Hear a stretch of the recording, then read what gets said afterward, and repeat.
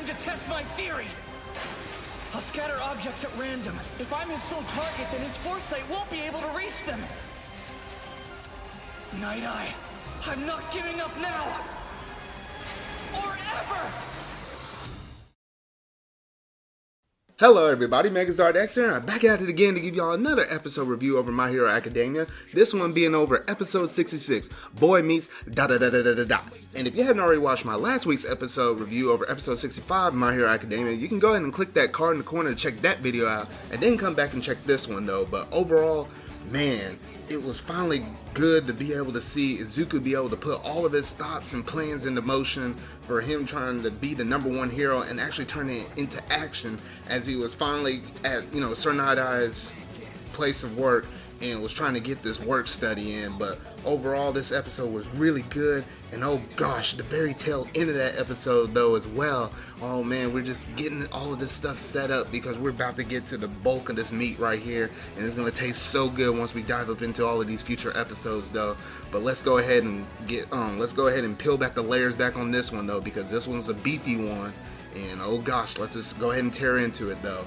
But without any further ado, let's go ahead and dive up into this episode review of My Hero Academia.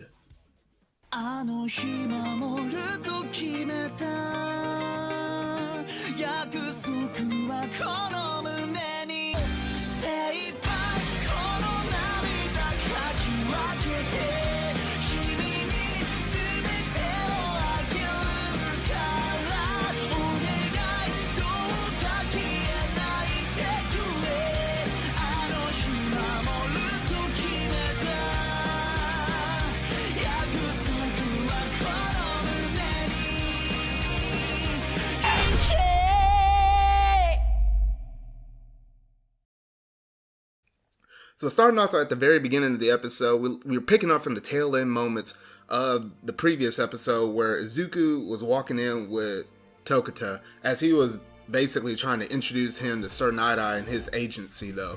But overall, we knew that he basically needed to, get to his humor side of things and try to make him laugh. And unfortunately, he failed it, so it didn't seem like it was a really good first impression at first though.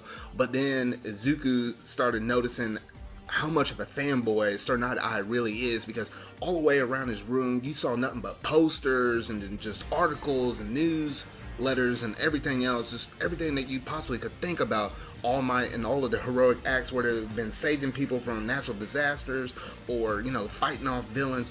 Man, this dude had it decked out all throughout his room, and no wonder All Might was, maybe a little bit kind of like freaked out about, the nature of this dude, and maybe that's one of the reasons why he really didn't want to see him. So that's why he had to have Tokita give him that recommendation as for himself, because he wasn't going to show up there to do it for him. But anyway, going back to this, goodness, so he had that whole place decked out though, but it was interesting to note how well he was able to turn that situation around. And even though he said it wasn't that funny, he was about to send him right back out the door, he pointed out that he said that look, that iconic look that he did, the things that were off about it were his wrinkles, but he was imitating a certain moment where there was some boy that was drowning in the river, and he actually used his quirk to basically turn it into vinegar, so that's why he was drowning a little quicker though. But that vinegar got in All Might's eyes, thus kind of throwing off his face a little bit, because when it gets vinegar in the eye, it burns.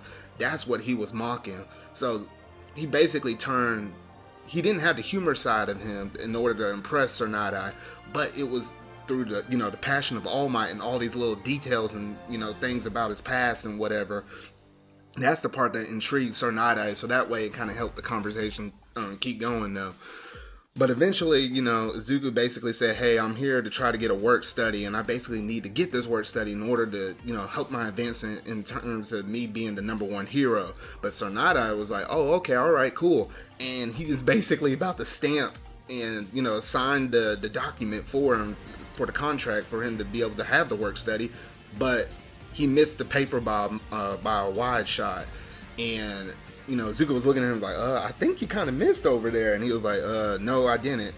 Basically, look here, this is the situation I'm faced with. I have 2 psychics already and 1 work study student already. So why in the world would I, bring you onto my team? Because it seems like, he basically had enough already to be able to cover everything he needs. So why would he need to accept Izuku?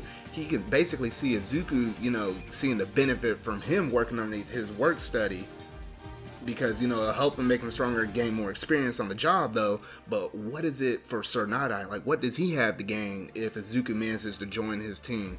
So and he basically kind of made some references that All Might was basically, he used his power and his humor to give people hope. So that's what he was able to contribute to society. But the key question that he asked Izuku was, what can you contribute to society, and what would make you basically different from anybody else that could potentially come to my place of work in order to work underneath me? And Izuku basically kind of broke it down to him and said, you know what, I gotta be that hero. All Might basically passed down the power to me, and I really want to make a difference, not really see anybody, sad or nothing like that, give people some reassurance like All Might did. So basically, Sir Nighteye basically struck a deal with him and said, you know what, if you're able to steal this, or swipe this stamp away from me, then hey, you know what, I'll consider. If you take the stamp away from me and manage to stamp your own contract, then hey, you can work underneath my organization. And just looking at that at face value, it seemed like, okay, you know what, this shouldn't be that hard. Really, it shouldn't be. But that's the tricky thing. We do not know what this dude's quirk was up until this moment. So he told Tokata, as well as his other sidekick, to leave the room. And he told Izuku, he said, basically, you had 3 minutes to be able to take the stamp away from me. And that's all the time I'm going to be able to give to you. So, both of those two left. And it was just him and Sir Nighteye up in the room. And he basically said, hey, you can tear the room apart. Don't worry about damages. Don't worry about if you majorly hurt me. Just try to do whatever you can to try to take away this stamp. And then Izuku's like, alrighty. And he's trying to think about his quirk. He's like, no, I don't even have time to really think about his quirk right now. And he tried to rush in, and then Sir Nighteye just easily dodged this person. I was like, okay, this is a little bit abnormal. I was like, what is this quirk? And then it was just a few seconds later, then we figure out what his quirk officially is. And his quirk is called Foresight. So after he manages to touch somebody and manages to lock eyes with that person, he has the power for the next hour to see the choices that that person will make.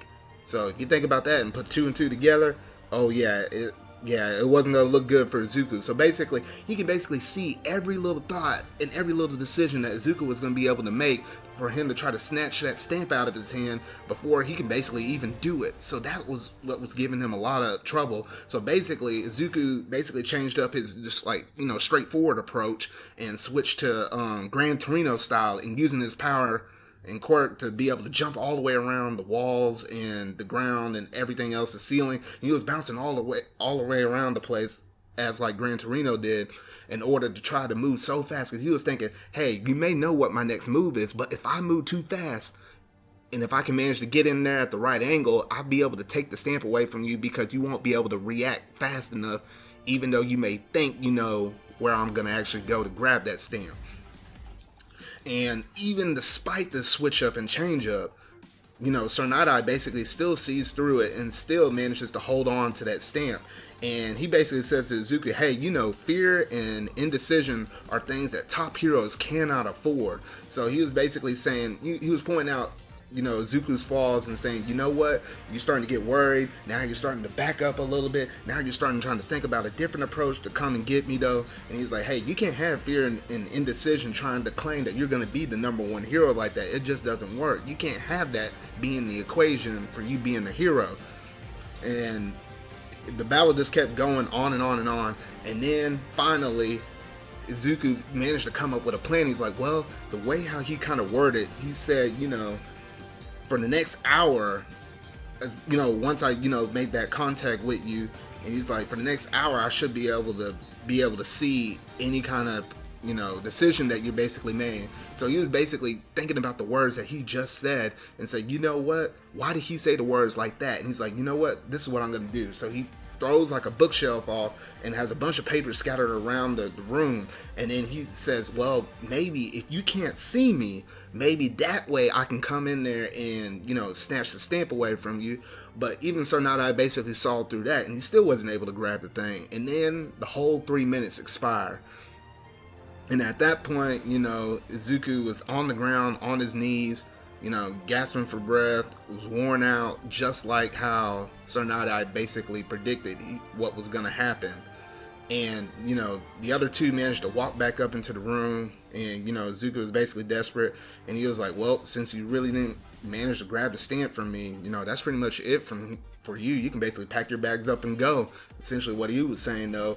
But then Izuku was like, you know what, I might have been able to pull it off, but I was avoiding, for example, that one big old poster up there that was from, I believe it was like the 10th anniversary of, it showed like a big old picture of All Might, and there was a bunch of different posters of All Might around the room, but he managed to actually jump around using that Gran Torino style to still avoid, getting his dirty little sneakers up on top of those pictures and everything else, and managed to, keep those posters safe from harm.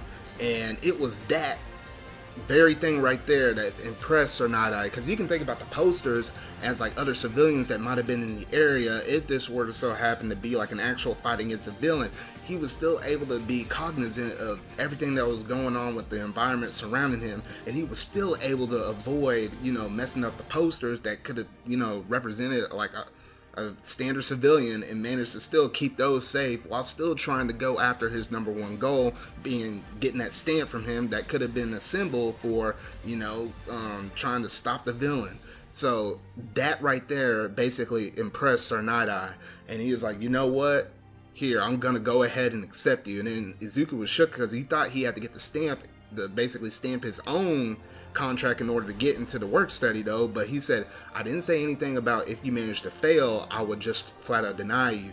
And the trick was, essentially, Sir Nighteye was basically was still going to accept him the second that Togeda basically, mentioned Izuku's name and that he was interested in the work study for him. However, this is the big catch. Sir Nighteye didn't just accept him just let him get the experience and stuff that he would have needed in order for him to be the number one hero, but it was a matter of fact that he wanted him to work underneath him in order to convince Izuku to give up the power for One for All, because he believed that Togeda, which was the next person that was next in line to be able to inherit All Might's power, he thought that Togeda would have been a better suitable candidate for it, because he had some very good natures and similar characteristics to All Might, such as like the humor as well as the power and stuff that I guess Sir Nighteye was basically leaning more so towards him being a better successor than what Izuku was. So basically, he's trying to have Izuku work underneath him, be able to make him reconsider his thought of him being the number one hero and All Might's successor, and trying to convince him that he's not basically the guy for the job. So that kind of stung with Izuku, though, but he basically said, you know what, I'm going to still take this work study and basically prove you wrong. And that's essentially where that was basically the end of Izuku's test, and he finally managed to get that work study underneath Sir Nighteye. So congratulations to Izuku on that, because man, that was rough. Then we get to transition back over to the dorm life, and everybody was congratulating Izuku and saying, hey, congrats for getting that work study, though. And you just see Todoroki and as well as Bakugo over there in the corner like, dang, the gap is getting bigger. And then Bakugo is like, hey, shut up, Todoroki, we know this obvious, basically don't say that out loud like that, though. And then we get Mr. Aizawa basically showed up and said, hey, look, Tokoyami, hey, you received a work study offer from Hawk, who is basically the number 3 hero, which ideally, if you were to think about how the heroes were ranked, number 1 was ideally All Might before he retired, which I guess they're kind of figuring, All Might was still in that slot, considering the information we know now. Number 2 ideally was Endeavor, so Hawk is basically number 3 that I guess would ideally been right behind Endeavor, though. And it was interesting because he basically, looks like a hawk, kind of like a bird, which kind of is suitable to Tokoyami, though. And Tokoyami is kind of one of my other kind of personal little favorites from the UA class that Izuku resides in, though. But it's interesting to see how Tokoyami basically got underneath the number 3 hero's workplace, though. So that was really cool to see. And then Aizawa basically said as well, Kirishima got contacted by Amajiki, who's from the Big 3, and also Uraraka and Asui was contacted by Hado from the Big 3 as well. And maybe, with Kirishima, Uraraka, and Asui, maybe those connections with the big three might have led to potential work study programs as well for them. So all of them basically rushed off because they couldn't wait to talk to them tomorrow. They wanted to, go over there to their dorms and talk to them tonight. So they kind of all went off that way. And then, Todoroki as well as Bakugo were basically like, dang, we're really falling behind. We really need to catch up. But anyway, it was cool to kind of see, how the progression is going along with the other students, along with Izuku and all the things that was kind of going on with him, though. But that's basically it in terms of the dorm life. And then we get to see the very next day, Izuku manages to go back to Sir Nightaye's organization. And basically, Sir Nighteye was basically saying what the goal is for today. And they said that they've been doing a special investigation on this guy, Kai Chisaki, and he is working in a gray area and was caught interacting with the League of Villains, and they don't have anything officially criminal relating with him, but they needed to trail him and see what he was up to without raising suspicion. So basically they're like in this kind of a spy nature and kind of, trying to pick up any kind of information and leads with this dude because he could be a threat with him trying to, they kind of fall in that gray area of organized crime, but they can't officially do anything about it until he actually commits the crime. So that's basically what Sir Nighteye's organization is working on at the moment. So that's what they were basically doing for this day, though. And at the very last scene, right before the preview for the very next episode played, right after the ending song, there was one little scene that showed a little girl who we found out her name is Eri is seen running away from some person and bumps into Izuku, and he tries to basically comfort her, but he finds out that she was basically being followed by none other than Kai Chisaki himself, aka as what we know him as Overhaul, as his so-called villain name. And oh boy, that's where things really get interesting. And that's essentially where the episode ended, though. But overall, I was just hugely impressed with how this episode basically managed to, help progress Izuku's, development with him being the #1 hero. And it's kind of interesting to know that, hey, not everything is going to be super smooth while he has his work study, because he is going to get challenged by Sir Nighteye, because, Sir Nightaye's goal is basically to say, you know what, you're not fit to be the #1 hero. You're not fit to be All Might's successor. So it's going to be interesting to see that, along with everything else that's going to be playing out with Overhaul in his plot, with what's going to happen with the League of Villains, and seeing what little connection does he have with this little girl, and how is she a major focal point in terms of the plot, and what's going to be going on within at least the first half of what's going to be the season 4 for My Hero Academia, though. But all things that I'm looking very much into, and overall I just really enjoyed this episode from start to finish. But that is all that I have for y'all for this week's episode review of My Hero Academia. So if you really like this review, go ahead and hit that like button and that subscribe button to keep up to date on all things My Hero Academia. So who is this mysterious girl Eri? And what connection does this girl have with Overhaul? And what is the shocking revelation that Sir Nighteye knows about All Might's future that has Izuku so shook? We'll find out about this and more in next week's episode review of Fighting Fate. So remember, until whatever video I make next, go beyond. Plus Ultra!